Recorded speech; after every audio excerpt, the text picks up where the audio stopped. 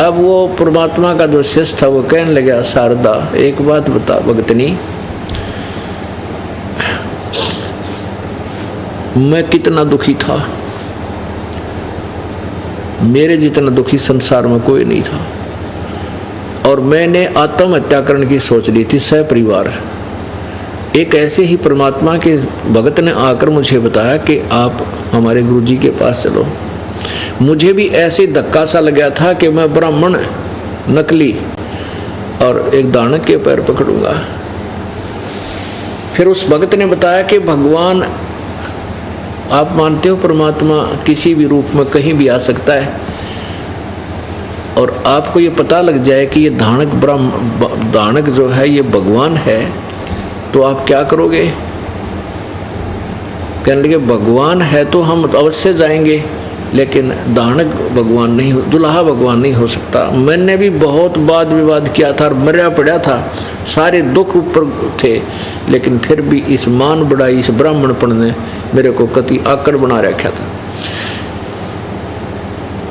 मेरे सामने कोई विकल्प नहीं रहा मृत्यु के अतिरिक्त। तब मैंने उस भगत की बात को स्वीकार किया और परमेश्वर कबीर जी के चरणों में गया।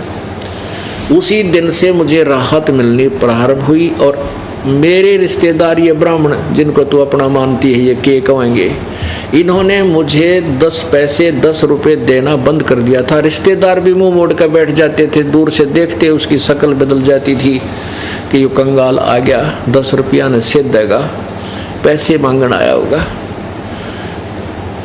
और आज मेरी वो स्थिति है कि वो रिश्तेदार मेरे से मांगने आ रहे हैं और मैं सहर्ष उनको बगैर ब्याज के देता हूँ। मैं तो ब्याज से भी लेने जाता था तो भी नहीं देते थे।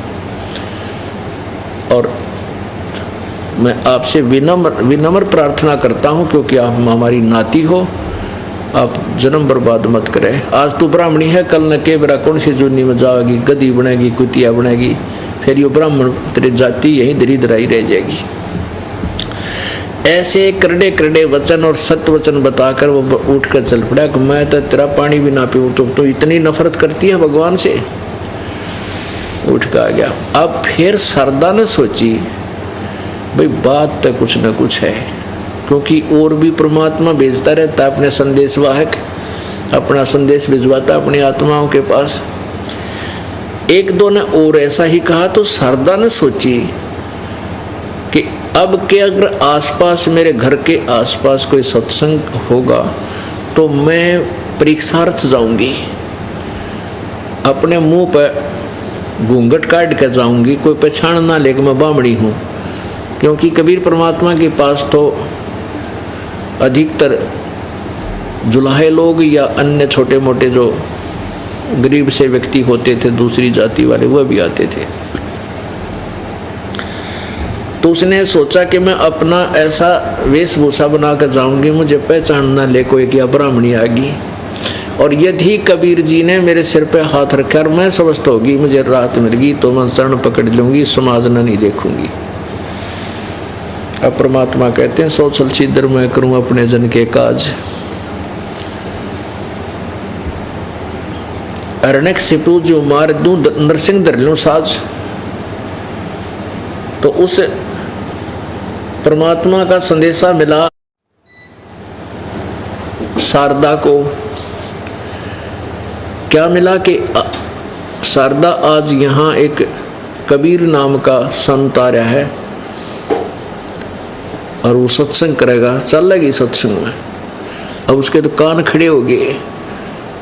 उसको तो कह दिया कि ना हम ना जाया करना दानका के सत्संग में, हम तो ब्राह्मण हैं। फिर उसने क्या किया कि अपना वेशभूषा बदली, घूंघट काटा, मुंह पर पल्ला डाला। पहले पर्दा रिवाज थी, घूंघट की रिवाज थी तक सभी का। और जहां परमात्मा एक आसन पर बैठे थे तख्त पर, और वहां उसमें लाइट बिजली नहीं थी, जोत जलाया करते देसी घी की जैसे हम जलाते खड़ी अमर जोत, उससे रोशनी भी होती थी रात्रि के समय, और एक ये हवन का काम भी करती है। ऐसी उस ज्योति का टिमटिमाता चांदना था, रोशनी थी। और सभी भक्त आकर के परमात्मा कबीर जी से आशीर्वाद पा करके अपने अपने स्थान ग्रहण करके सत्संग सुनने के लिए विराजमान हो रहे थे। वह शारदा भी भेष बदल कर आएगी और मुंह पर पल्ला डाल ही रखा था। ज्यों ही आकर के परमात्मा कबीर जी के चरणों में शीश रखा जैसे अन्य बहन बेटियां भाई रख रहे थे, और परमात्मा ने उसके सिर पे हाथ रखकर कहा कि हे शारदा पंडितानी, आज दानक के पास क्यों कराएगी तू। अब जो ही उस परमेश्वर ने उसके हाथ रखा सिर पे, उसका वो दर्द दूर हो गया, वो दुख निकत्ती खत्म हो गया, जैसे था ही नहीं। एकदम इतना हल्का पुल्का शरीर हो गया। और ऊपर से परमात्मा ने चोट मार दी कि तू पंडितानी होकर और एक दानक के पास चरण छूना आएगी, तने क्या कहेगी दुनिया। परमात्मा ने पहचान ली तो और शर्मिंदा होगी कि सचमुच ये अंतर्यामी भी है, और दुख दूर हो गया। वही चरण पकड़ लिए और अपने अपशब्दों की बहुत ही याचना की, अक्षमा याचना की, प्रायश्चित किया कि परमात्मा मुझे नहीं मालूम था आप सचमुच भगवान आए हो। कहते हैं जिसका जिससे दुख दूर हो जाए उसके लिए वो परमात्मा तुल्य हो जाता है। और जब ये दुख किसी से निवारण हो ही नहीं रहा था, भगवान बिना सभी कहे थे इसको तो ये तुम्हारे प्रारब्ध में है, ये तो कट ही नहीं सकता, और वो काट दिया तो वो के था, भगवान था। वो भगवान है, था और रहेगा, कबीर परमेश्वर। अब फिर बैठ गई वह शांति, तो सत्संग सुना, और फिर परमात्मा ने उस प्यारी आत्मा को सभी को सत्संग सुनाया। भाई और बात तेरे काम न आवे, तू संतों शरण लाग रे। के सोवे गफलत में बंदे, जाग जाग नर जाग रे, जाग जाग नर जाग रे। और बात तेरे तो संतों शरण लाग रे। के सोवे गफलत में बंदे, जाग जाग नर जाग रे, जाग जाग नर जाग रे। इस तन सराय में जीव मुसाफिर, करता रहे दिमाग रे। तन सराय में जीव मुसाफिर, करता रहे दिमाग रे। रात बसेरा कर ले डेरा, चले सवेरा त्याग रे, चले सवेरा त्याग रे। और बात तेरे काम न आवे, संतों शरण लाग रे। के सोवे गफलत में बंदे, जाग जाग नर जाग रे, जाग जाग नर जाग रे। उमदा चोला बना अनमोला, ये लगे दाग पे दाग रे। उमदा चोला बना अनमोला, लगे दाग पे दाग रे।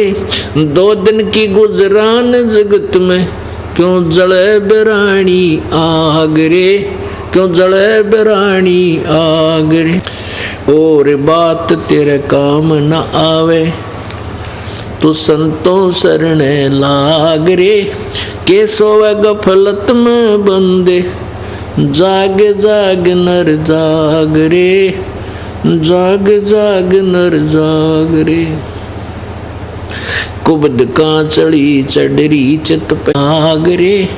कुबद कांचड़ी चढ़री चित पे, तू होया मनुष्य से नाग रे। सूझे नहीं सजन सुख सागर, बिना प्रेम बैराग रे, बिना प्रेम बैराग रे। और बात तेरे काम न आवे, संतों शरण लाग रे। के सोवे गफलत में बंदे, जाग जाग नर जाग रे, जाग जाग नर जाग रे। हर सुमरे सो हंस कवावे, यो कामी क्रोधी काग रे। हर सुमरे सो हंस कवावे, कामी क्रोधी काग रे। बहुरा न भर में विष के बन में, चल बेगमपुर बाग रे, चल बेगमपुर बाग रे। और बात तेरे काम न आवे, तू संतों शरण लाग रे। के सोवे गफलत में बंदे, जाग जाग नर जाग रे, जाग जाग नर जाग रे। शब्द सैन सतगुरु की पछाणी, पाया अटल सुहाग रे। शब्द सैन सतगुरु की पछाणी, पाया अटल सुहाग रे।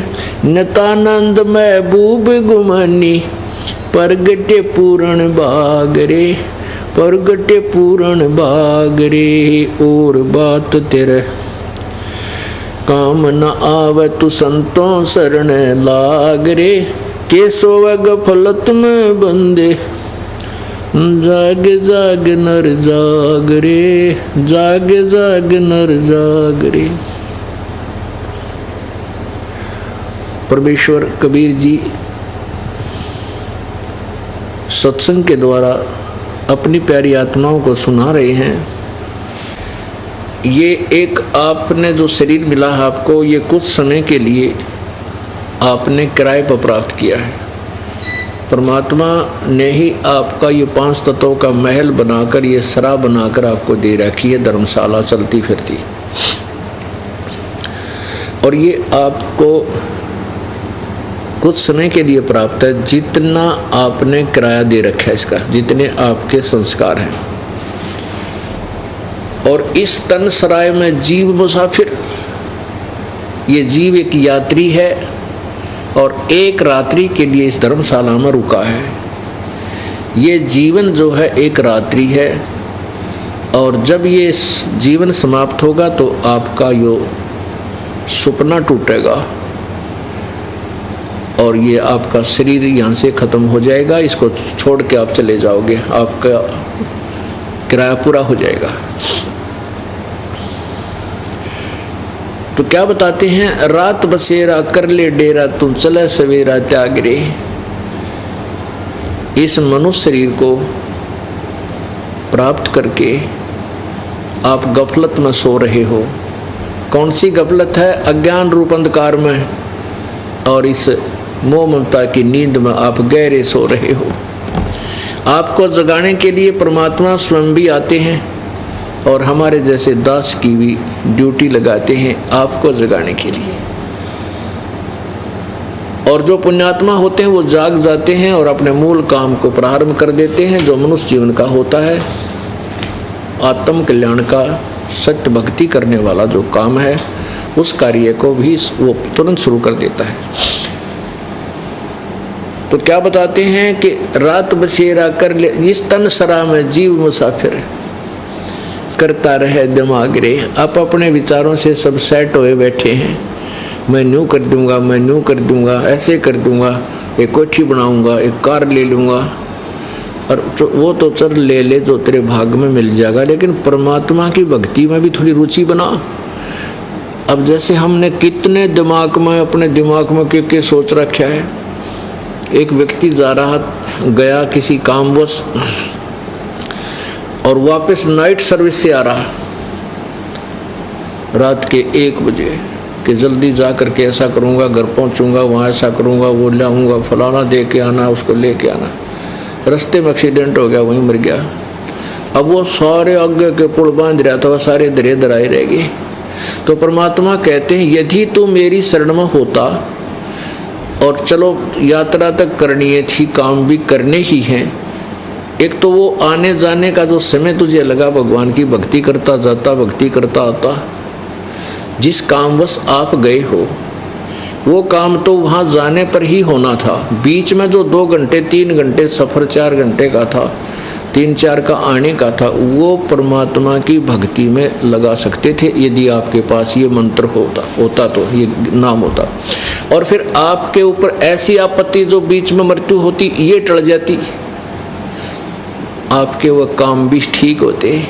अब उस पूर्ण परमात्मा की भक्ति ना करके आप मन में जो और 36 प्रकार के विचारों को लिए घूम रहे हो, उसके विषय में कहा है कि इस तन सराय में, इस धर्मशाला में, ये जीव मुसाफिर यात्री है। ये जीव कुछ समय का मेहमान है और करता रहे दिमाग रे, रात बसेरा कर ले डेरा, तू चले सवेरा त्याग रे। उमदा चोला बना अनमोला, लगे दाग पे दाग रे, 2 दिन की गुजरान जगत में क्यों जड़े बेरानी आग रे। हम अपने बच्चों को सुखी बनाने के लिए, धनी बनाने के लिए बड़े बड़ी कोठी इनको बनवा के दे दूं, उसके लिए हम क्या करते हैं कि तो 2 नंबर का धंधा करें, 100 जगह झूठ बोला, सारा दिन ले ले आजा, ले ले आजा, न्यू कर ले। परमात्मा कहते हैं जो तेरे प्रारब्ध में लिखा हुआ ही मिलेगा। कब तक? जब तक तू मेरी शरण में नहीं आओगा। कबीर जी कहते, कबीर परमेश्वर के पास वो वीटो पावर है, वो सुप्रीम पावर है, वो आपकी किस्मत में ना हो वो भी दे देगा, यदि आपको देखेगा कि ये मेरी भक्ति में पूरी रुचि रखता है, आपका दिल ना टूट जाए, भक्ति भगवान से आस्था ना हट जाए, इसलिए वो अपने कोटे तभी आपको एक आधा सुखी सा दे देता है। तो जब तक हम कबीर परमात्मा की शरण में नहीं आते तब तक हमें केवल वर्क डन मिलेगा। ब्रह्मा विष्णु महेश वर्क डन देंगे, ब्रह्म भी किए कर्म का फल ही देगा, कोई परिवर्तन नहीं कर सकता, पर ब्रह्म भी नहीं कर सकता, केवल पूर्ण ब्रह्म, परम अक्षर ब्रह्म कर सकता, वो कबीर देव है। और वो तभी करेगा जब आप पूर्ण परमात्मा उसकी शरण में, उसी के नुमाइंदे परम संत तत्वदर्शी संत के माध्यम से उसकी शरण ग्रहण करोगे, तब वो कबीर परमेश्वर आपको लाभ देगा, विशेष लाभ देगा, जो आपके भाग्य में ना होगा तो भी देगा, लेकिन वो वही देगा जो आपके हित में होगा। तो कहने का भाव ये है कि आप इधर उधर के हम सारा दिन जुगाड़ जोड़े रहते हैं, बच्चों को धनी बनाने के लिए हम ना जाने क्या क्या इधर उधर के 100 झूठ कपट करते हैं, नरे पाप इकट्ठे करते हैं, और वो धन नहीं रह सकता, वो धन नहीं रहेगा आपके, क्योंकि आपके भाग में कोई नहीं। मान लीजिए आपने 1,00,000 2 लाख रुपये दो इधर उधर तक करके को झूठ बोल कर 2 के 20 बना के इकट्ठे कर भी लिए, तो कि तो और बीमारी में लग जाएंगे। वैसे तो बहुत से ऐसे उदाहरण हैं, लेकिन एक आधा विशेष उदाहरण होता है जो हृदय में जाकर लगता है। एक भक्त ने बताया कि जी आपने जो कथा सुनाई है सच्ची मेरे पर लागू होगी। मैंने ऐसे तरीके से धन इकट्ठा किया, मेरा इकलौता पुत्र था, न सोचूं था इस बच्चे के लिए बढ़िया कोठी बना दूं, घना इसके लिए धन बैंक में जमा करा दूंगा, ये सुखी रहेगा। उसके लिए मैंने बहुत जुल्म किए, बस पूछो मत। 2 रुपये की चीज़ को मैं 10 रुपये में 20 रुपये में उसको नकली को असली वो ला कर लेवल बेचा करता था। अब बहुत बताई उसने बाद में, तो उसने क्या बताया कि मेरा इकलौता पुत्र था, उसको रोग हो गया। पहले तो आसपास के जैसे हॉस्पिटलों में प्राइवेटों में दिखाया, फिर कोई कहने लगा इसका ऊपरे का है, कोई कहे इसका माता का है, कोई कहे इसका फलाने का, वहाँ भी धक्के खाए। फिर पता चला जांच कराई तो उसके दोनों किडनी फेल हो गए, दोनों गुर्दे खराब हो गए। ऑल इंडिया इंस्टीट्यूट दिल्ली में उसका ऑपरेशन करा। करने का भाव उसका ये था कि उस समय मेरे लगभग 3.5 लाख रुपए उसके पूरे ट्रीटमेंट पर, पहले भी जो धक्के खाता इंडिया प्राइवेटों पर भी, तो सारे लगा गए। इतने में वो गुर्दा किसी का लिया रिश्तेदार से ले दे के, और वो ठीक कराया। लड़का स्वस्थ हो गया। लेकिन मैंने जो 2 लाख रुपए 2.5 लाख कमाए होंगे, 3-3.5 लाख रुपए लग गए, कर्जा हो गया। फिर ने सोची कोई बात ना, बेटे की जान बच गई, फिर कर दूंगा हेरा फेरी तय। 6 लड़के की गुर्दा तो ठीक हो गए, स्वस्थ हो गया। 6 महीने के बाद वो लड़का बस एक्सीडेंट में, दुर्घटना में मृत्यु को प्राप्त, टक्कर मार कर रोया। अब चाट ले उस धन ने, और जो बनाना चाहता था जिसके लिए वो ना रहा, तो वो पाप न्यों के न्यों रह गए तेरे ऊपर। इस दास ने बताया कि वो पाप तेरे ऊपर ज्यों के त्यों रह गए, जो जिस कारण से तेने धन कमाना चाहा था और कमाया था, वो धन रहा को नहीं, पाप न्यों के न्यों रह गए, वो न भोगने पड़ेंगे। और कबीर परमेश्वर की चरणों में आकर के सतभक्ति करने से वो पाप नष्ट हो जाते हैं। केवल यही एक प्रभु है जो हमारे पाप अक्षमा कर सकता है। अब कबीर परमात्मा अपनी डबल रोल करते थे कि मैं उस समर्थ का दास हूँ उस समर्थ का दास हूँ जिसकी शरण में आने से कभी ना हो अकाज। अपने महिमा आप ही बताते थे। तो इस प्रकार 5-4 सत्संग लगातार अटेंड किए। शारदा ने वो परिपक्व होगी, पूरी सृष्टि रचना सुनी और ब्रह्मा विष्णु महेश की सतीथि से परिचित होगी। तो एक बार उस सर्वानंद जी ने क्या किया, सर्वानंद जी ने सोचा कि मैंने सभी ब्राह्मणों को पराजित कर दिया है, ऋषि महर्षियों को, क्यों ना मैं अपना नाम सर्वाजीत रख लूं। के लिया ये विचार करके उसने अपनी माता शारदा जी से कहा कि माता जी आप मेरा नाम सर्वाजीत रख दो। माता ने कहा बेटा सर्वानंद कौन सा बुरा नाम है, ये भी तो बहुत अच्छा नाम है। कि माता जी ऐसे है ना, मैंने सभी विद्वानों को, महर्षियों को, गुरुओं को, ब्राह्मणों को, सबको पराजित कर दिया और मैं सबसे विजयी हो चुका हूँ, इसलिए मैं सर्वजीत नाम रखवाना चाहता हूँ, ताकि मेरे नाम के सुनते ही सब ने पता लग जाए कि आ गया सर्वजीत, जिसने सब विद्वानों को पराजित कर दिया। तो माई एक विद्वान को और पराजित कर दे, फिर मैं अपने बेटे का नाम सर्वजीत रख दूंगी। तो सर्वानंद ने पूछा कौन है माता, बता मुझे जल्दी। कि मेरे गुरुजी है ना कबीर जी।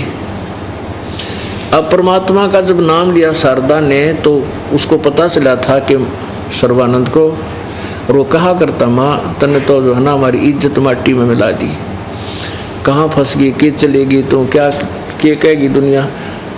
तो वो तो कह दिया करती बेटा जिसका लगा वो जाने, मुझे मालूम है मेरे साथ जो बीत रही थी और मैं सुखी हुई। चल माँ को से ज़्यादा विवाद उसने इस विषय में नहीं किया था। फिर जब उसने कहा कि तू उस मेरे गुरुदेव को पराजित कर दे कबीर जी को, तब मैं मान जाऊंगी तुझे और फिर मैं तेरा नाम सर्वजीत रख दूंगी। ना तो तेरी माँ तेरा सर्वजीत नाम कभी नहीं रखा। तो कहने लगा माँ आप भी अच्छी बात करती हो, किसका नाम लिया, अनपढ़ अशिक्षित, उसको तो 1 मिनट में अभी पराजित करके अभी गया अभी आया। माता ने कहा बेटा ऐसे नहीं मानूंगी, कुछ प्रमाण जाइए लिखवा के कि वो हार गए पक्का। अब पूरे एक बैल के ऊपर वो रखा करता, पूरा थैला डाल के गधे की तरह और सारे शास्त्र रखकर चल पड़ा। कहाँ, जहाँ कबीर परमेश्वर जुलाहों की कॉलोनी में रहते थे, दानकों की कॉलोनी में। अब परमात्मा कबीर जी ने एक शेख तकी नाम का धार्मिक पीर था, सिकंदर लोधी राजा दिल्ली के बादशाह का, उसकी एक फड़क निकालने के लिए उस शेख तकी की लड़की मर चुकी थी, कब्र में दबा रखी थी उस शरीर, उस लड़की को जीवित किया था और वो उस लड़की को अपनी बेटी के रूप में रखा था। वो उसका नाम कमाली रखा। तो वो कमाली 16-17 साल की, 18 वर्ष की लड़की हो रही थी, 15-16 वर्ष की, और वो पानी जल लेने के लिए, जल भरने के लिए कुएं पर गई हुई थी। दोपहर का समय, 12 बजे, जून का महीना, वो पानी जल लेने गई हुई थी कुएं से। उधर से सर्वानंद जी वहां पहुंच गए, उस रास्ते आ रहे थे और रास्ते में वो कुआं था। अब ब्राह्मण जुलाहों की कॉलोनी में और सुप्रसिद्ध ब्राह्मण आ जावे तो सभी नो देखा करते हैं कि यो ब्राह्मण इतना प्रसिद्ध ब्राह्मण और जुलाहों के दानका की कॉलोनी में कैसे आ गया। जैसे गांव में हाथी आ जाया करता ना, बालक देखा करते उठना बचड़ कर द्वारों पर, तो ऐसे देख रहे थे, सब निकले अपने घरों में। तो आज ये ब्राह्मण कैसे आ गया दानकों की कॉलोनी में। अब उसने देखा प्यास इतनी जबरदस्त लगा इस सर्वानंद को, अगर 10 मिनट पानी ना जल ना मिला तो उसकी मृत्यु हो जाए, प्राण निकल जाए। और सामने वाली लड़की पानी निकाल रही थी बाल्टी से, अपने मटके में डाल रही थी गड्ढे में। अब सर्वानंद ने कहा बेटी जल्दी जल पिला, प्राण निकलने को हो रहे। तो लड़की ने वह बाल्टी यूं की यूं डाल दी, सर्वानंद ने जल पीना प्रारंभ कर दिया, पी लिया। जब उसका पेट भर गया ना, जब उसने देखा ये तो दानका का कुआं है जुलाहों का, कोई देख तो नहीं रहा तुझे। तो देखा चारों तरफ जुलाहे खड़े, देखे अपनी इज्जत को सुरक्षित रखने के लिए लड़की पर डांट लगाता है, ये लड़की ये किसका, कौन सी जाति का कुआं है? लड़की बोली जी जुलाहों की कॉलोनी में कौन सी जाति का कुआं हो सकता है, जुलाहों का ही है। तो कहने लगा तने पहले क्यों नहीं बताया जुलाहों का कुआं है? लड़की बोली तेरा पेट भर गया जा, तो इसलिए बात आ गई, तेना ब्राह्मण जब तक तेरी आँख निकलने वाली थी, मृत्यु को प्राप्त होने वाला था, तूने पहले क्यों ना पूछा कि इसका कुआं है? पानी पीने से पहले पूछना चाहिए था। अब तेरा पेट भर गया, बकवाद भागी तने बोला छोरी, लड़की घड़ी ना बोला है, न्यों बता वो कबीर का घर कहाँ है? बोली आ जाओ, मेरे पिताजी हैं। मुँह बोले पिताजी थे और मैं उन्हीं की लड़की हूँ, आ जाओ, मैं मेरे साथ साथ आ जाओ, घर बता दूँगी। वो लड़की जल्दी जल्दी चल गई, आगे पहुँच गई, जाकर कहने लगी पिताजी, परमेश्वर कबीर जी को मुँह बोले पिताजी थे कि एक ब्राह्मण आ रहा है और बैल के ऊपर घने वो धर रहा है किताब है, और लगता है आपके साथ कोई वाद विवाद करने आया, आपको पूछ रहा है। परमात्मा बोला बेटी कोई बात नहीं, आने दे। तो इतने में वो लड़की मटका अंदर रख के पानी का घड़ा वापस आई देखने के लिए, कहाँ से आ गया तो सामने पहुंच गया इतना सर्वानंद बैल समेत। यही हमारा घर, मेरे पिताजी अंदर बैठे। तो सर्वानंद अंदर नहीं गया, कहने लगा लड़की इधर आ अकेले। उसने क्या किया कि एक लोटा पानी ला, वह लोटा भर लाई पानी का, कि मेरे इस पात्र में डाल दे, मेरे लोटे में। अब उसने लड़की ने पात्र में डाल दिया, कहने लगा भर दे फुल, कति फुल भरवा लिया, ऊपर का उतरना हो गया। उसमें कोई सुई भी डाल दे तो भी पानी बाहर निकल जाए, इतना भरवा लिया। और कहा कि जाए कबीर को ये मेरा पात्र ले जाकर दे दे और इसका जो उत्तर दे मुझे बतावे। अब वह लड़की धीरे धीरे पकड़ कर लेगी उसके लोटे ने, जाके कहने लगी पिताजी, उस ब्राह्मण ने ना ये लोटा दिया पानी का, ने कहा कबीर के आगे रख दे, वो क्या उत्तर दे मुझे बता। परमात्मा कबीर जी ने एक बड़ी सुई रखी थी, बड़ी सुई इतनी लंबी होती है हवा, ये बड़े बड़े तरपाल सीमण की, वो उठा के और उस जल में डाल दी लोटे में। और कहा बेटी जा दे का सर्वानंद को, और बाहर रखड़ा ब्राह्मण को। वह लड़की धीरे धीरे धीरे आई के ले, ब्राह्मण पकड़ तेरा लोटा। परमात्मा सर्वानंद बोला क्या उत्तर दिया कबीर ने? लड़की बोली उत्तर कुछ नहीं दिया गुरु, मेरे पिताजी ने तो इसमें सुई डाल दी लोहे की। तब वो अंदर गया और कहने लगा कबीर तूने मेरे प्रश्न का क्या उत्तर दिया? परमेश्वर ने पूछा कि आपका प्रश्न क्या है? सर्वानंद ने बताया कि मैंने पानी का लोटा इसलिए तेरे पास दिया था, ये लबालब भरा हुआ, कि मैंने अपनी माता जी से सर्वाजीत नाम रखवाना है। मैंने सभी ब्राह्मणों को, सभी ऋषि महर्षियों को शास्त्रार्थ में पराजित कर दिया है और मैं अपना नाम सर्वाजीत रखवाना चाहता हूँ। और मेरी माँ ने शर्त रख दी है कि मैं आपको पराजित करके जाऊंगा तब मेरी माँ मेरा सर्वाजीत नाम रखेगी। मेरा ये लोटा पहुँचाने का तात्पर्य ये था कि मैं जैसे इस लोटे में और जल डालने का स्थान नहीं है, और जल नहीं डलेगा तो बाहर जाएगा, ऐसे मैं सदग्रंथों के ज्ञान से भरा पड़ा हूँ। तेरे ज्ञान की मुझे जरूरत नहीं, तेरा ज्ञान मेरे में नहीं समाएगा, बाहर ही जाएगा, इसलिए तू अपनी हार लिख दिए। परमात्मा बोला मेरा ही उत्तर सुन ले के था। कबीर परमेश्वर बोले मेरा उत्तर सुन ले के था। क्या था बता? सर्वानंद बोला कि मेरा ऐसा वजनदार ज्ञान है कि तेरे ज्ञान ने बाहर निकाल देगा, तेरी छाती में जाकर बैठेगा। जैसे सुई मैंने डाली तेरा पानी बाहर निकल गया, सुई ने तेरे लोटे की तड़ी में जगह बना ली।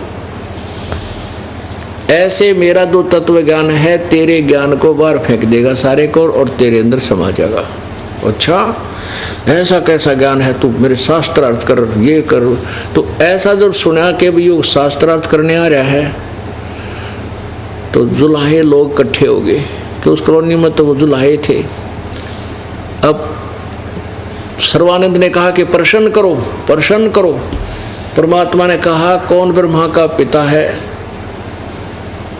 और कौन विष्णु की माँ, शंकर का दादा कौन है, सर्वानंद दे बता।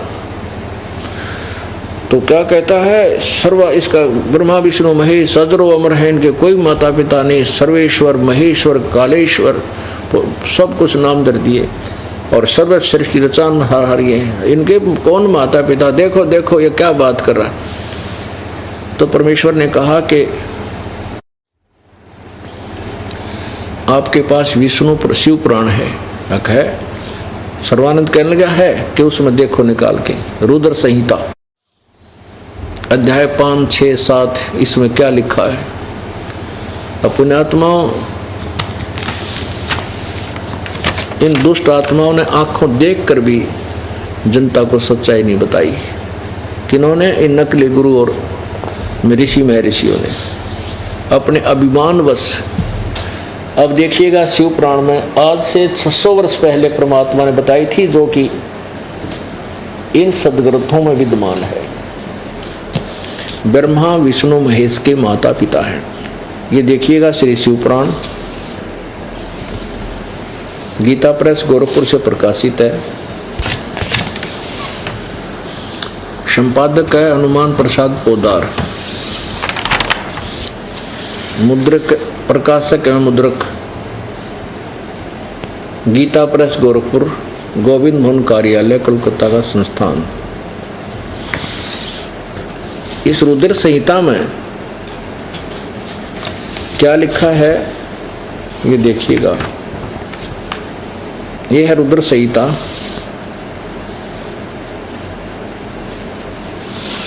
अध्याय 5 या समाप्त हुआ, छठा प्रारंभ होता है 99 पृष्ठ पे, 99 पृष्ठ पे।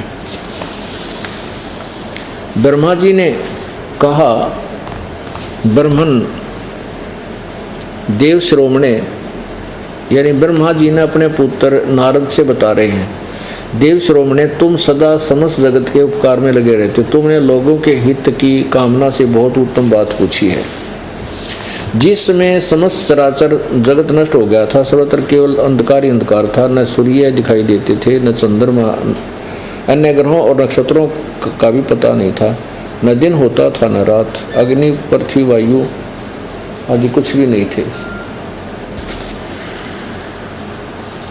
उस समय तत् सद ब्रह्म, इस श्रुति में जो सत्य सुना जाता है एकमात्र वही शेष था। आगे देखो, जिस परब्रह्म के विषय में ज्ञान और अज्ञान से परिपूर्ण उक्तियों द्वारा इस प्रकार विकल्प किए जाते हैं, उसने कुछ काल के बाद द्वितीय की इच्छा प्रकट की, उसके भीतर एक से अनेक होने का संकल्प उदित हुआ।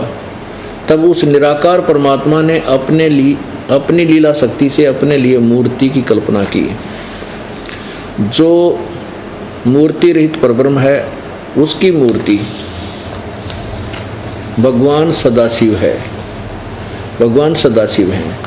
अर्वाचीन और प्राचीन विद्वान इन्हीं को ईश्वर कहते हैं। उस समय एकाकी रहकर के स्वेच्छा अनुसार विहार करने वाले उन सदाशिव ने अपने विग्रह से स्वयं ही एक स्वरूप भूता शक्ति की सृष्टि की, जो उनके अपने श्री अंग से कभी अलग होने वाली नहीं थी। उस पराशक्ति को प्रधान प्रकृति गुणवती माया पूज्य तत्व की जननी तथा विकार रहित बताया है। वह शक्ति अंबिका कही जाती है, उसी को प्रकृति सर्वेश्वरी त्रिदेव जननी, ओह, ब्रह्मा विष्णु महेश की माता, नित्य और मूल कारण भी कहते हैं। सदाशिव द्वारा प्रकट की गई उस शक्ति की 8 भुजाएं। एक तो इसे सिद्ध हो गया कि जो निराकार, जिसको ये मानते हैं काल रूपी ब्रह्म को, इसने ये निराकार माना है, क्योंकि उसने कसम खाई है, प्रतिज्ञा की है काल ने, ब्रह्म ने, कि मैं कभी भी अपने काल रूप यथार्थ रूप में किसी के सामने नहीं आऊँगा। ये मेरा अटल अनुतम नियम, जैसा कि गीता जी अध्याय नंबर 7 के श्लोक 24-25 में आज सत्संग में आपको सुनाया था। तो ये सामने उस रूप में नहीं आता, अन्य रूप धारण कर लेता, किसी के सामने शिव रूप, किसी के सामने ब्रह्मा, किसी के रूप में अपने पुत्र विष्णु का रूप धारण कर लेता है। तो इसलिए ब्रह्मा जी बता रहे हैं कि उस निराकार ने एक बार शिव जी की रूप बना लिया। ब्रह्मा के सामने आओगा तो शिव जी रूप बना का होगा, या विष्णु रूप बना के आएगा। ब्रह्मा रूप बना का हो तो वो फिर विचलित हो जाए। तो उसने, अब ब्रह्मा बता रहा है कि वो सदाशिव ने फिर निराकार भगवान सदाशिव बन गया और उसने अपने अंदर से एक स्त्री निकाली, दुर्गा प्रकृति। जबकि ये स्त्री कहानी कबीर परमात्मा ने ब्रह्मा को बताई थी। ब्रह्मा ने कुछ सुनी, कुछ अनसुनी करके, कुछ अपना मिश्रण करके अब ये पुराण में लिखा है।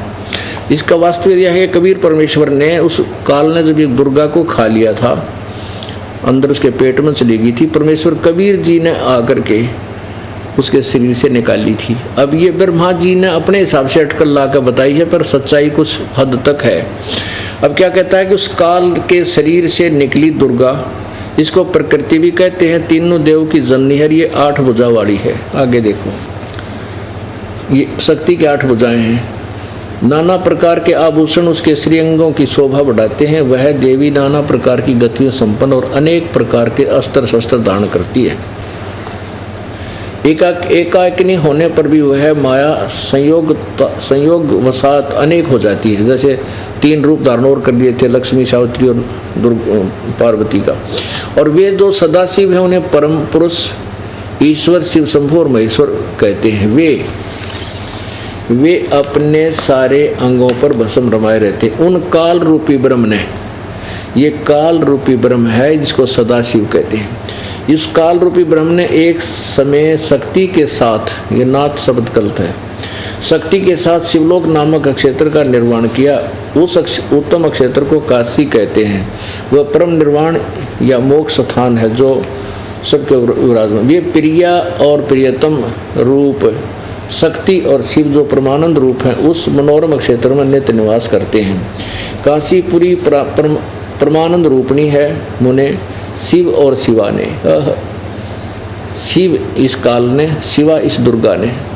शिव और शिवा ने प्रलय काल में भी कभी उस क्षेत्र को अपने सानिध्य से मुक्त नहीं किया है। देव से एक समय उस नंदन वन में रमण करते हुए शिवा और शिव के मन में, दुर्गा काल और दुर्गा के मन में, दुर्गा और काल के मन में यह इच्छा हुई कि किसी दूसरे पुरुष की सृष्टि करनी चाहिए, यानी कोई बच्चा पैदा करा, जिस पर यह सृष्टि संचालन का महान भार रखकर हम दोनों केवल काशी में रहकर सब इच्छा अनुसार विचरें और निर्वाण धारण करें।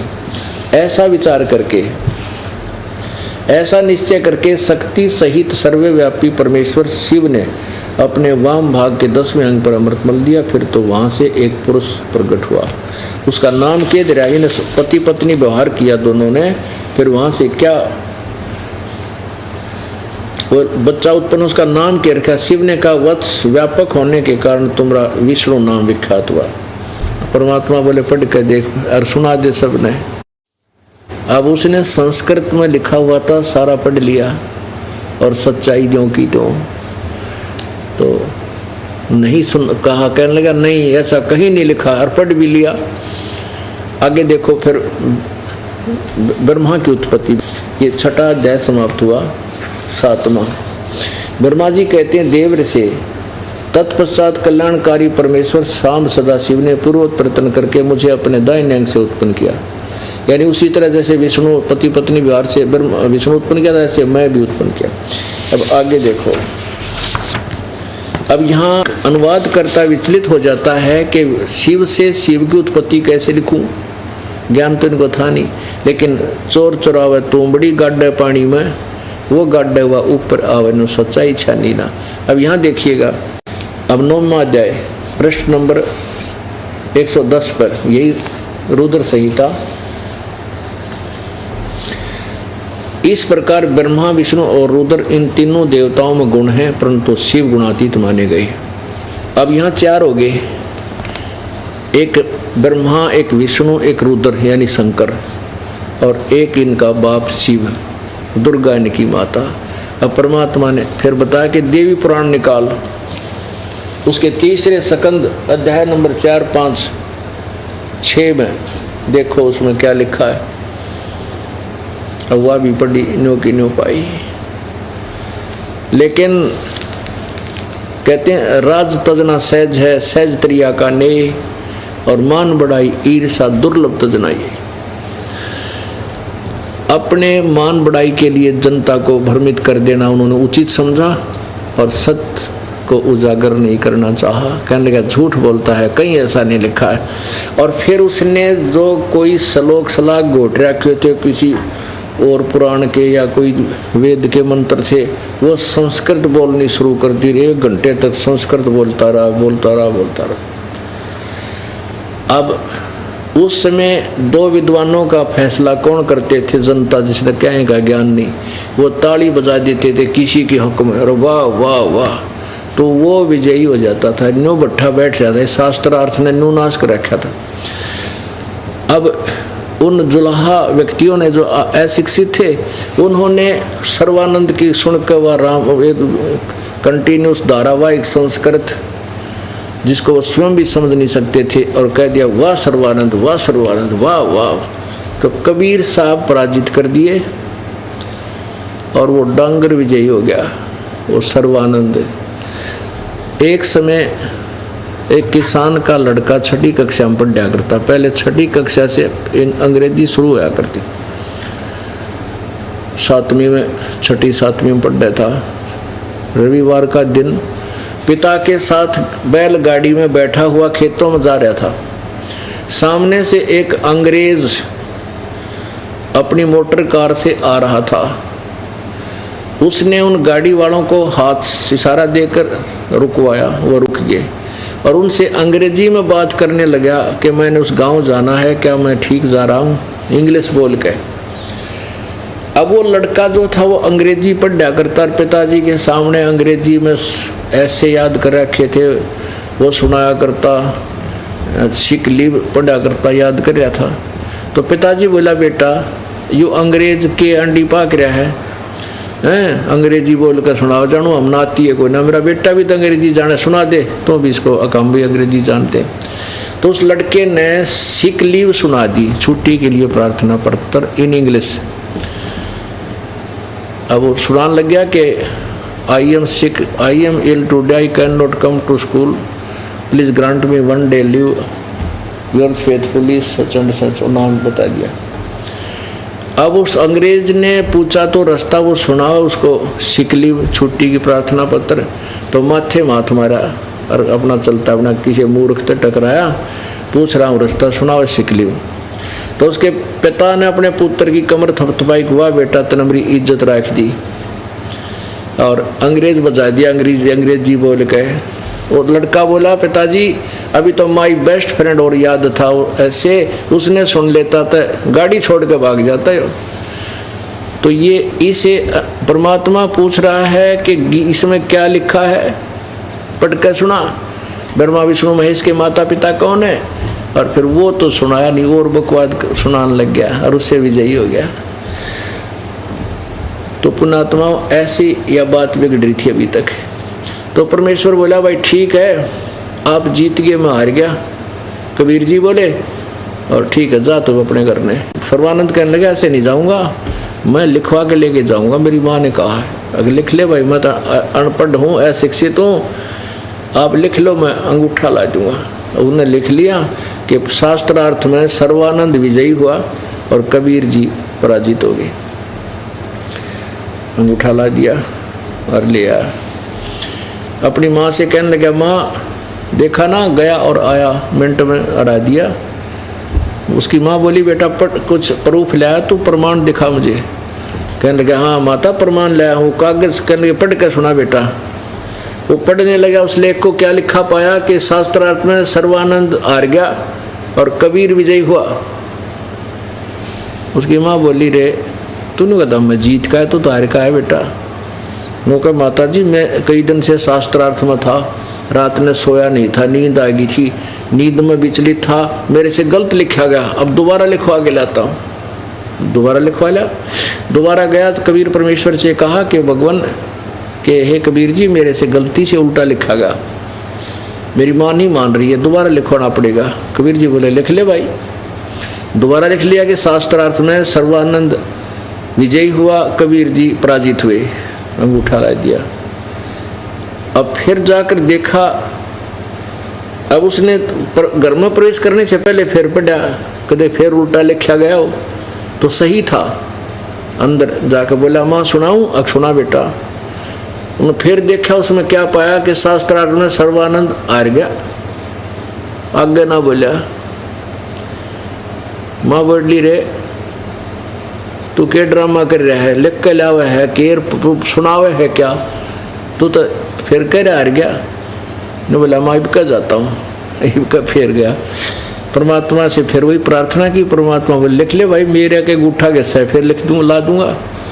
अब उसने फिर लिख लिया, फिर लगा लिया, आ गया। अब उसने सोची बाहर पढ़ता हूँ तो बिल्कुल ठीक है, घर में घुसते ये अक्सर कैसे उल्टे सुलटे हो जाते।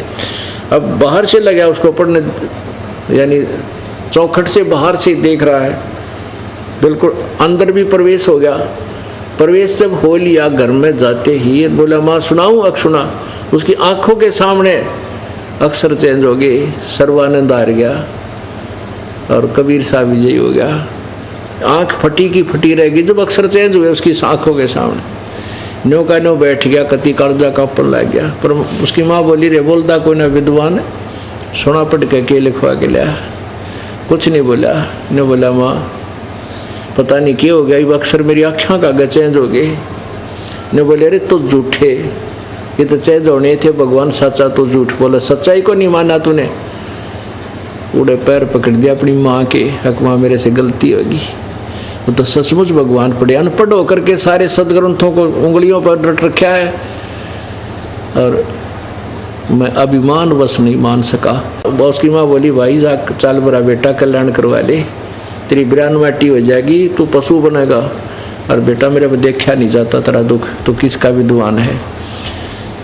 तब ने बोला माँ मेरे साथ चल। अच्छी आत्मा जो होते हैं वो भी मान घड़ी देर तक नहीं करते, मान जाते हैं।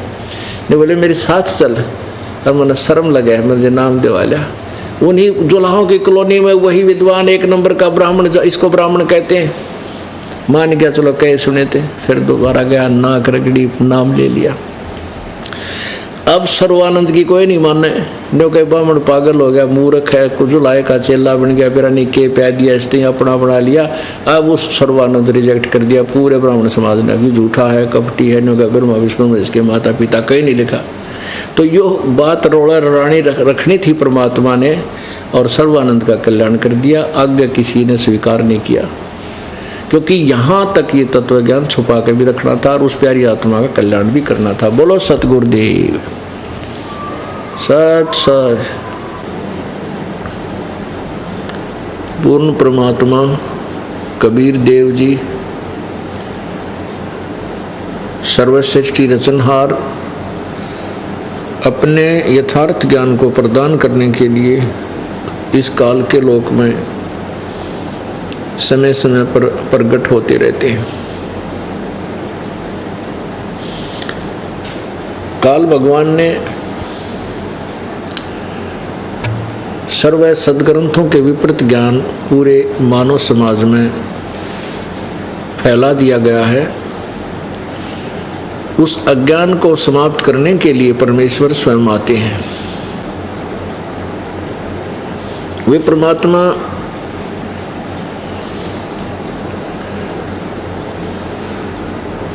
एक जनसाधारण की भूमिका करते हैं।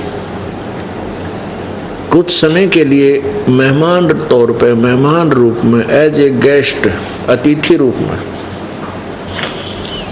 इस संसार में आते हैं। एक जीवन, पूरा जीवन एक मनुष्य जैसा व्यतीत करके चले जाते हैं। उस दौरान वे अपनी सब क्रियाओं को करते हैं, उन क्रियाओं को करते हैं जो एक भक्त और संत को करनी चाहिए, उसके विपरीत नहीं। वे आकर के हमें क्या बताते हैं? अपनी अमृत वाणी के द्वारा अपने यथार्थ ज्ञान को प्रचार करते हैं। वे परमात्मा अपने लिए एक कुछ गवाह तैयार करके जाते हैं, कुछ एविडेंस बनाते हैं। परमेश्वर कबीर जी है, सर्वशक्तिमान है, सर्वश्रेष्ठी रचनहार है, कुल मालिक है, इस बात के गवाह हैं आदरणीय गरीबदास जी महाराज, गांव छुडानी, जिला झज्जर, हरियाणा में। इनको परमात्मा आकर मिले थे। पूर्ण ब्रह्म कबीर देव जी जो काशी में जुलाहा धानक की भूमिका कर चले गए थे सन 1518 में। उसके बाद सन 1727 में वो परमात्मा स्वयं शरीर सतलोक से आए कबीर देव जी, और गरीबदास जी 10 वर्ष की आयु में थे। गायें चराने के लिए अपने ही खेतों में जंगल में गए हुए थे। वहाँ परमात्मा कबीर जी एक जिंदा महात्मा के रूप में आकर के संत गरीबदास जी को मिले। उनकी यानी गरीबदास वाले जीव को ऊपर ब्रह्मांडों को में ले गए, जहाँ पर ये काल विराजमान था, और ब्रह्मा विष्णु महेश के लोक दिखाए, धर्मराज का लोक दिखाया, नरक और स्वर्ग दिखाए। ब्रह्मा विष्णु महेश जी की कितनी पावर है, ये कितनी अक्षमता रखते हैं, ये दिखाया। फिर अपनी समर्थता का प्रमाण देने के लिए सतलोक में गरीबदास जी वाले जीव को ऊपर ले गए। वहाँ परमात्मा जो नीचे से जिंदा महात्मा के रूप में गए थे, और वहाँ देखा जाकर के एक परमात्मा वहाँ विराजमान है। बहुत बड़ा गुम्बद है वहाँ पर सफेद,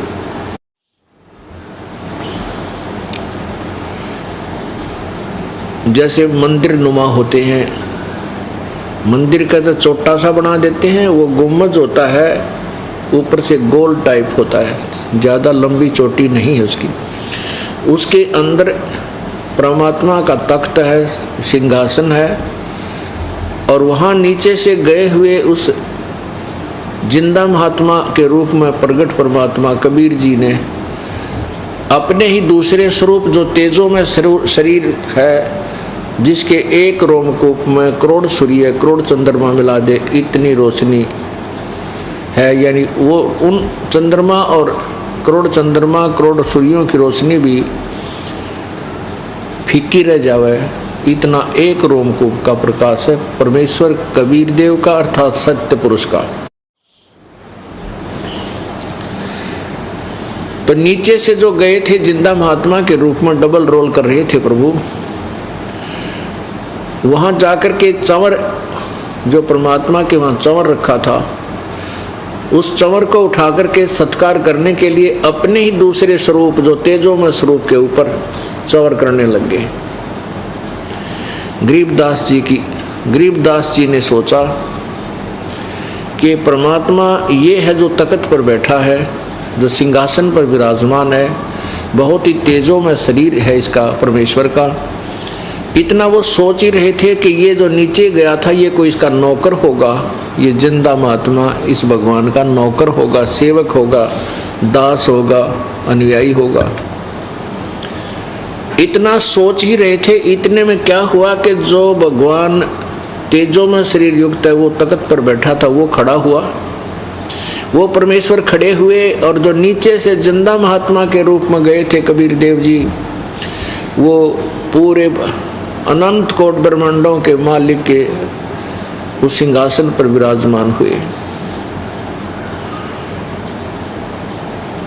और जो तेजों में शरीर युक्त जो परमात्मा बैठे थे, उन्होंने चंवर उठाया, और जो नीचे से गरीबदास जी को साथ लेकर के जिंदा महात्मा के रूप में गए थे, वो तख्त पर विराजमान हुए। उनके ऊपर वो तेजों में शरीर वाला भगवान चंवर कर रहा है, उसकी सेवा कर रहा है, पूजा कर रहा है।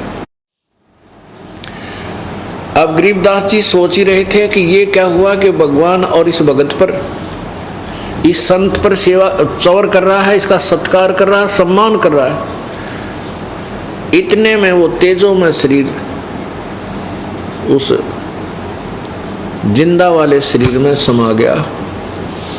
अकेले नीचे से गए हुए जो परमात्मा कबीर देव जी जो काशी में 120 वर्ष रहे थे, वही उस अनंत कोटि ब्रह्मांड के स्वामी के तख्त पर विराजमान है, और चंवर स्वयं ऐसे चल रहा है। अब गरीबदास जी असमंजस में पड़ गए कि भाई भगवान तो यही भगवान है। अब आपको कुछ भक्तों के अनुभव सुनाएंगे, ध्यान से सुनना, ये बार बार समय नहीं मिलता बच्चों। या एक एक अक्षण आपका बड़ा कीमती बहुमूल्य है जो भगवान आपको यहाँ लाए हैं। ना यहाँ आना कोई बच्चों का खेल है। बगैर परमात्मा की रजा से आप इधर मुंह भी नहीं कर सकते। स्पेशल है आपको, चाहे कुछ भी कारण बनाया, चाहे दुखी करा चाहे सुखी कर बैठा दिया। अब चर्चा सुना करो, एक एक शब्द को ऊपर विचार किया करो। अब सुनिएगा वो। बहन जी नमस्कार। जी सत साहिब। जी क्या नाम है आपका? अमृत कौर आलूवालिया नाम है मेरा। अमृत कौर जी कहाँ से आए हैं आप? मैं पूना से हूँ, महाराष्ट्र। संत रामपाल जी महाराज से कब जुड़े आप? मैं 4 जून 2013 को जुड़ी थी संत रामपाल जी महाराज। संत रामपाल जी महाराज जी से नाम दीक्षा लेने से पहले आप क्या भक्ति साधना करते थे? देखिए, मैं सिख परिवार से बिलोंग करती हूँ, इसीलिए गुरु ग्रंथ साहिब जी को मैं मानती थी। तो जो हमारे शास्त्रों में लिखा हुआ है, जो हमारे ग्रंथ में, हम उसको मानते थे, लेकिन उसमें जो लिखा है वो मुझे कभी समझ नहीं आया। तो जब हम संत रामपाल जी महाराज जी का ज्ञान हमने सुना और उनसे जुड़े, तो गुरु ग्रंथ साहिब जी में हमें क्या दिखाया है, क्या लिखा है और हमें कैसी भक्ति करनी, वो हमें संत रामपाल जी महाराज जी ने बताया। संत रामपाल जी महाराज से कैसे जुड़े आप? संत रामपाल जी महाराज जी से मैं ऐसे जुड़ी, मैं कॉलेज, हम बहुत शॉक्ड थे। मेरी बहनें भी हैं, तो उनकी जब शादी हुई थी तो मम्मी डैडी ने बहुत दहेज दिया था। तो मुझे आज भी याद है, मतलब मेरे मम्मी डैडी बहुत ही कर्जे में जा चुके थे उसके लिए, क्योंकि एक बेटी की शादी करना आज के ज़माने में बहुत छोटी बात नहीं है। वो बहुत माँ बाप को पता है और उनके परिवार को पता है वो कितनी बड़ी बात होती है। तो मेरे शादी में कोई दहेज नहीं लिया गया। मैंने जो जोड़ा भी पहना था वो मुझे मेरे ससुराल से आया था। ना उन्होंने कोई मांग रखी, ना 1 रुपये का भी मैंने दहेज दिया। क्या कारण मानते हैं कि उन्होंने आपसे दहेज की मांग नहीं की, बगैर दहेज के आपकी शादी हुई है? ये संत रामपाल जी महाराज जी का ही निर्मल ज्ञान है, जिन्होंने हमारे समाज को बताने की कोशिश की और हमारे भक्तों को बताया कि बेटी को बेटी बनाकर ही लाना है, बहू बनाकर नहीं। तो ये दहेज प्रथा इसलिए हमारे संत रामपाल जी महाराज जी ने बंद की है। समाज सुधार में यदि बात की जाए किसी भी संत की या महंत की, तो संत रामपाल जी महाराज का सबसे पहले नाम आता है, क्योंकि आज जो नशा हिंदुस्तान में तेज़ी से बढ़ रहा है उस पर संत रामपाल जी महाराज ने ब्रेक लगा दिया है और बहुत सारे लाखों लोगों का नशा उन्होंने छुड़ा दिया है। आपके साथ ऐसा कोई अनुभव हो, आपके परिवार में ऐसा कोई अनुभव हो कि संत रामपाल जी महाराज ने आपके परिवार से किसी भी व्यक्ति का नशा छुड़वाया हो? सबसे बड़ा लाभ परमात्मा ने जैसे ही नाम लिया ये दिया। मेरे माता पिता और मैं और मेरे चाचा चाची, हम लोग ये राधा स्वामी से जुड़े हुए थे। तो वहाँ पर सत्संग में जाते थे, लेकिन कोई ज्ञान नहीं था। मतलब मैं जाती थी लेकिन मुझे वहाँ का ज्ञान नहीं समझ आता था कि क्या ज्ञान देना चाहते वो।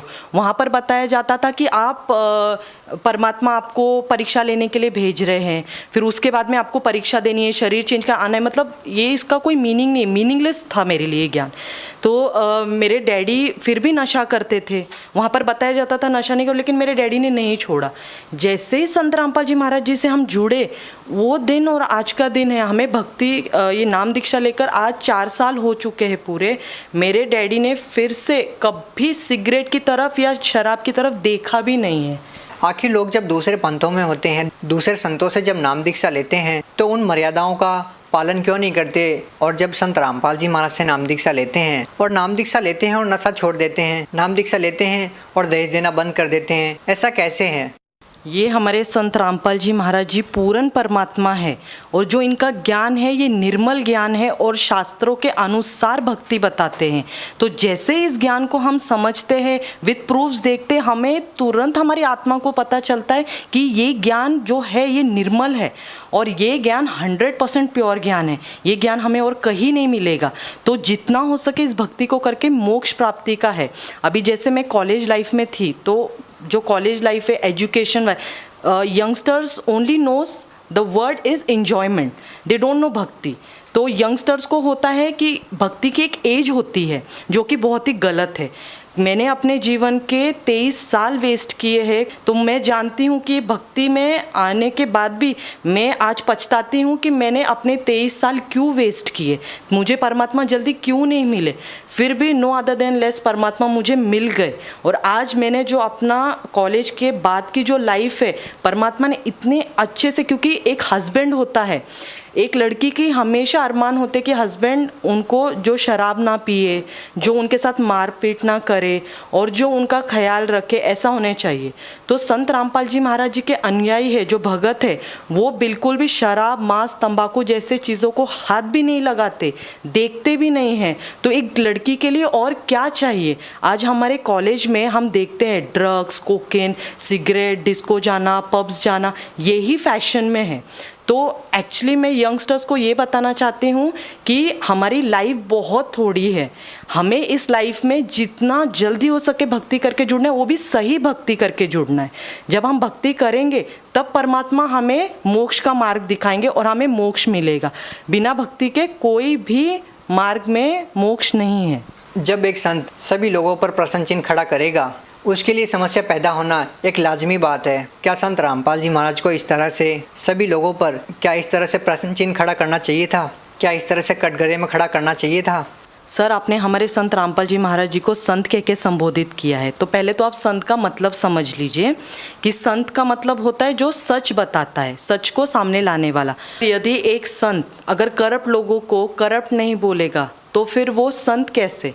और हमारे संत रामपाल जी महाराज जी ने करप्ट लोगों पे उंगली उठाई है तो कुछ गलत नहीं किया है, क्योंकि आज उनको फिर संत ही मत बोलिए आप, क्योंकि आज जो दूसरे संत हैं वो लोग तो जुडिशरी और ये जो गवर्नमेंट है उनकी गोद में बैठकर ये सत्ता को चलाने की कोशिश कर रहे, ना कि उनके सच को सामने ला रहे। हमारे संत रामपाल जी महाराज जी ने इन करप्ट लोगों पे उंगली उठाई है ताकि सच को सामने ला सके, वरना फिर ऐसे संत को जो सच्चाई बता रहे हैं उन्हीं को आजकल के ज़माने में जेल में डाला गया है। और हमारे संत रामपाल जी ना कि एक समाज सुधारक कर रहे हैं, बल्कि वो आध्यात्मिक ज्ञान के थ्रू भी हमें ज्ञान समझाने की कोशिश कर रहे हैं, जो कि सिर्फ और सिर्फ संत रामपाल जी महाराज जी कर सकते हैं। आप भगत समाज को क्या संदेश देना चाहेंगे, खासकर उन युवा लोगों को जो आज के दिन इस भौतिकता के युग में आध्यात्मिक मार्ग से बहुत दूर हो गया है? जी, मैं उनको यंगस्टर्स को, सारे यंगस्टर्स को एक ही प्रार्थना करना चाहती हूँ कि देखिए, भक्ति की कोई एज नहीं होती। जब भी परमात्मा मिले, सच्चा ज्ञान मिले, जो कि संत रामपाल जी महाराज जी का ज्ञान है, we should just grab the opportunity, because ये अपॉर्चुनिटी बार बार नहीं मिलती। आज हम जब देखते हैं यंगस्टर्स को कि कब मौत हो जाए, ना जाने काल की कर डारे, किस विधि पलट जाए पासा वे, जिन्ना दे सिर ते मौत खड़क दी उन्होंने केड़ा हासा वे। ये गुरु नानक जी ने बताया था कि मौत तो कभी भी आ सकती है। तो हम इस संसार में जहाँ इतने दुख है वहाँ क्या खुशी मना रहे, किस बात की? क्योंकि जाना तो एक दिन है ही, ये निश्चित है। दिस इज़ ट्रू फैक्ट कि हमें मौत आनी है। बिना भक्ति करके जाने से तो बेटर है कि हम भक्ति करके जाए। तो हमारे यंगस्टर्स को एक ही मैसेज देना चाहती हूँ, जितना जल्दी हो सके आप इस ज्ञान से जुड़े, परमात्मा के लाभ उठाएं और मोक्ष की प्राप्ति करें। बहुत बहुत धन्यवाद।